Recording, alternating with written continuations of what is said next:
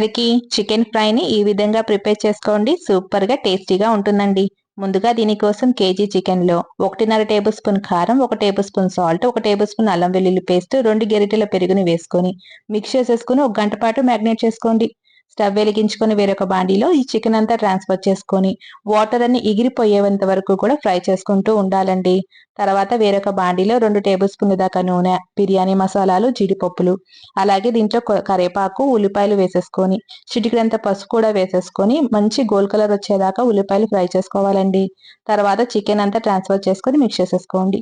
మనం మసాలా కోసం tick masala use చేస్తున్నామండి. ఇదొక్క మసాలా యూజ్ చేస్తే అండి దీంట్లో ఎటువంటి మసాలాలు కూడా యాడ్ చేయాల్సిన పని లేదు. ధనియాల పొడి కానీ, గరం మసాలా కానీ. 1 కేజీ చికెన్ కి 20 గ్రాముల ఈ పొడి సరిపోతుందండి. మసాలా అంతా వేసుకున్నాక ఒక 10 నిమిషాల పాటు ఫ్రై చేసేసుకొని ఫైనల్ గా కొత్తిమీర, పుదీనాను వేసేసుకొని సర్వ్ చేసేసుకోవడమే. మీరు కూడా చూసి ట్రై చేసి ఎలా వచ్చిందో కామెంట్ చేయండి.